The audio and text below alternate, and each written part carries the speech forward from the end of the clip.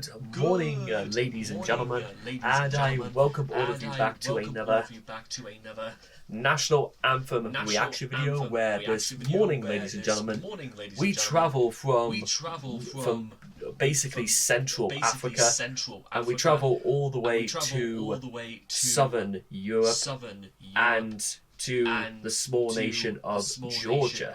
Now, you might be asking yourself, ladies and gentlemen, what exactly is Georgia? And, well, just to go over something, part of it is situated on the Black Sea, but it is also sandwiched in what looks like a very strategic position for the Russians. It lies south of Russia, and it also lies north to Turkey, Armenia, and Azerbaijan. So, just in terms of, and again, you have to also realize that I don't know whether or not J.F.A or Sibi is its capital, which one is its capital city. It could possibly be in this region of Abkhazia up here, but again, that'll probably have to be answered. Well, it certainly seems to be through this region here. Well, through this map, I should say. Now, again, through things that I probably don't understand, there are a lot of things as well that I do sort of want to ask questions about. So, first thing is that, kind of similar to like Croatia, it certainly looks really, really nice. It's just a sort of like a combination of like being set on sort of like flattened mountains overlooking valleys of rivers and basically inhabiting life all upon it. And again, this is just sort of like almost through one example, but certainly it has a very modern. It almost looks like something you might see in New Orleans with its architecture. I don't know if it's just the pillars on the terraces, or it's like, or the way it's coloured its roofs. It has a nice colourful aesthetic to. Well, exactly through here again, and this could also be down to attributed to things like lighting. But again, this is just sort of going through a civilian, just from a purely aesthetic point of view, it certainly has a very nice appeal to it. It's sort of very like everything is built on top of one another, but they're all very independent. Well, even as far as holy smokes! Look at that though. So it's like an entire cathedral just built on the side of either an abandoned quarry, a dried up lake. I like the look of that. And I certainly love the look of this as well. A church built basically overlooking a mountain. That looks. And I guess something I sort of like overlooked is that sort of like northern through Georgia, but basically sort of in Russia, is the Great Caucasus mountain range, and it goes all the way again from things like Mount. This could be possibly either. This could be either like Mount Shakura, or it could be. It could possibly even Mount Tavisupleba. There's quite a lot of very interesting. Certainly. Well, actually, hang on a minute. Oh yeah. I thought that was meant to be like Georgia in the US, but no, possibly not. So. And again, I think that's the US as well. I don't know why they try to confuse this. Well, certainly one thing we could certainly take a look at is its national flag, which is essentially the flag of St. George with four smaller flags of, smaller red versions of the Iron Cross, so like built in its corners. I don't 100% know if these are meant to be the Iron Cross, but again, it's down to attributing to things about whether or not the Iron Cross has to be black as opposed to red, but I suppose again it's down for the average observer. And while we are here, we can go over a little short history of its nation, because since we did the same thing for the previous video for Chad, we may as well do it here as well for the Republic of Georgia. So, Georgia is a transcontinental country located in Eastern Europe and West Asia. It is a part of the Caucasus region, bounded by the Black Sea to the west, and through things like that, and Azerbaijan to the southeast. The country covers an area of 69,600 square kilometers and has a population of just under 4 million people. Tbilisi, I'm sorry, I have sadly no idea how to pronounce this. Tbilisi is its capital and largest city, home to roughly a third of the Georgian population. Wow. So, again, this runs into this idea about whether or not Georgia's population is so much of it's densely condensed into just one city. About what the rest of Georgia must look like. Does it look? Is it quiet? Is it peaceful? Is it dangerous in other ways? But then we might possibly go into this a bit more once we do the translation, because it could give us some things closer to look at.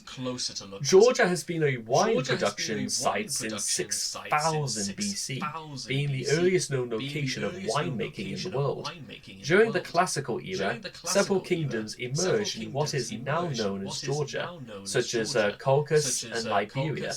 In the early 4th century, Georgians officially adopted Christianity, which contributed to the unification of early Georgian states. In the Middle Ages, the unified Kingdom of Georgia reached its golden age during the reign of King David IV and Queen Tamar. Thereafter, the kingdom declined and eventually disintegrated under the hegemony of various regional powers, including the Mongols, the Ottoman Empire, and various dynasties of Prussia. Of Persia, I'm sorry. I don't know what on earth it's going on with my voice. I felt like I was just... I knew it was Persia, and just Prussia for some reason came out. Anyway, in 1783, one of the Georgian kingdoms entered into an alliance with the Russian Empire, but Russia reigned.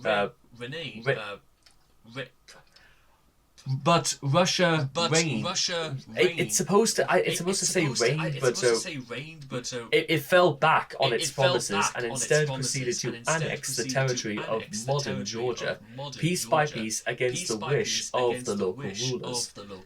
After the Russian Revolution in 1917, Georgia emerged as an independent republic under German protection.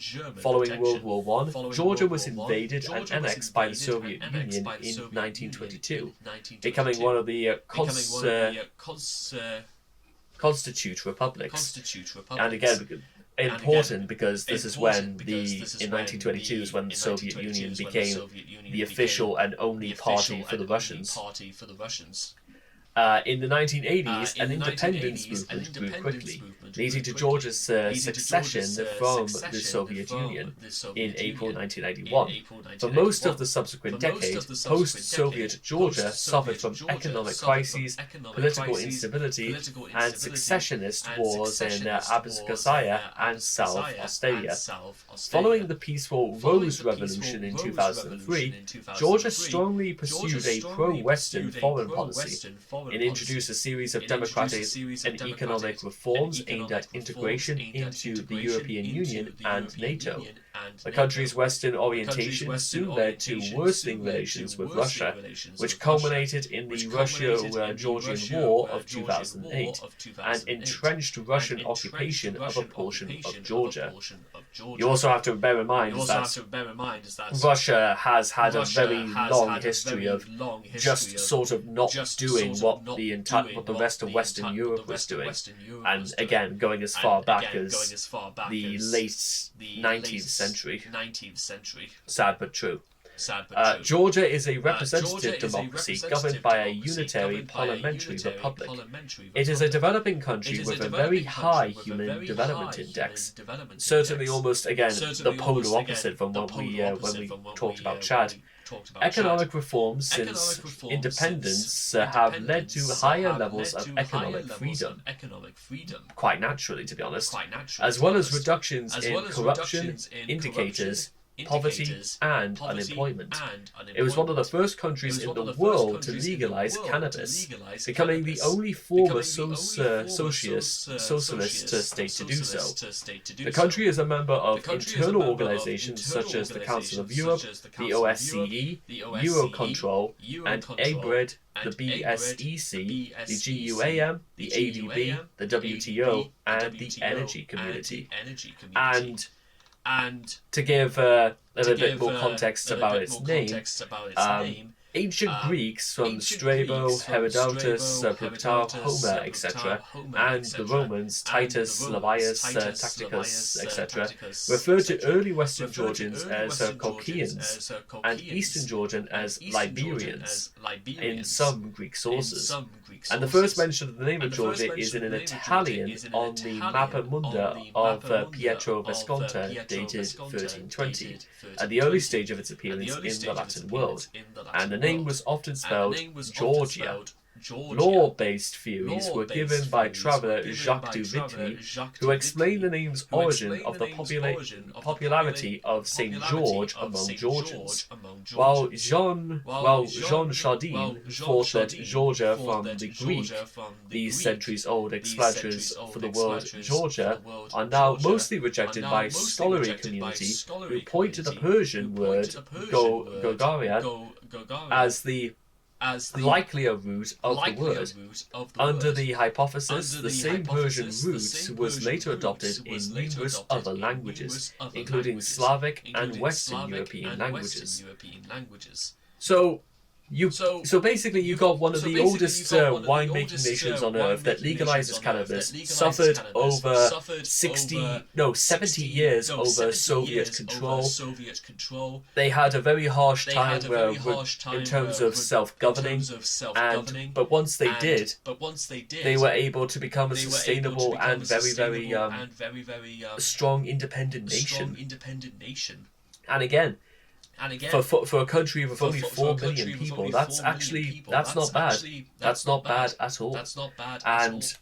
And for what it is worth, ladies and gentlemen, by the time we come to doing the translation for this video, it would be of some interest to go a little bit deeper about what its relations or perhaps even conflicts with the Persians and the Russians certainly will be, because there's probably a lot more to this than meets the eye, and it would be even more interesting to find out just how well they are doing right now, because some people would say that some of the nations that we talk about during these national anthems, that we know they exist, but we know very little about them. And that's kind of like also why I want to almost like shine a light on these sorts of things. So, if you guys want to check out the original video for yourselves, links will all be in the description down below. So please rise for the national anthem of Georgia. Aptly titled Liberty.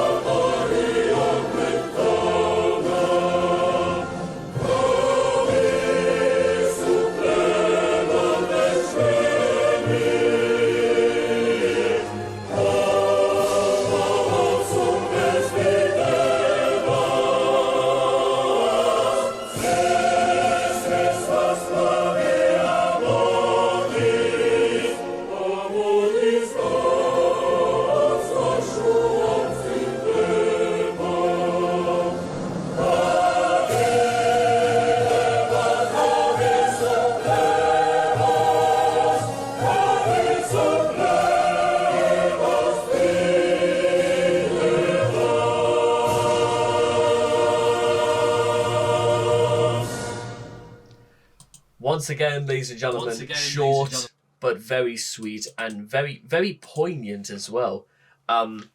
Praise to...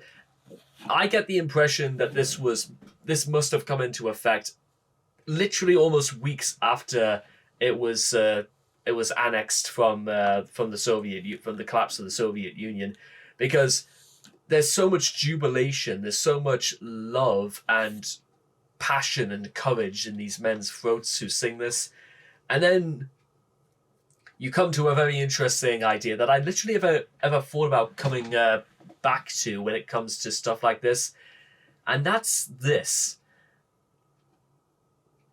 There is probably so much, again, there is so much more that I probably not even thought about covering, but you get the impression that actually no longer being a part of the Soviet Union must have meant so much more to the people of Georgia, because again, they named their national anthem Liberty, and it's actually one of the first few countries we've done that have referred to their homeland as the motherland, which that may or may not be a tradition in Eastern Europe, but one thing is certainly for sure is that they hold that aloft, and they hold it for the world to see and share, especially when they get into the part about bright mountains and valleys all are shared with God. They talk about, it's almost like they go through almost like the 6 definitions of love, and it's all on display.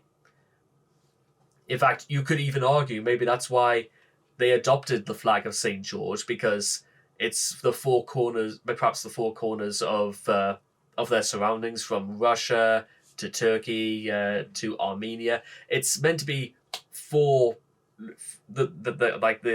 all 4 nations coming together.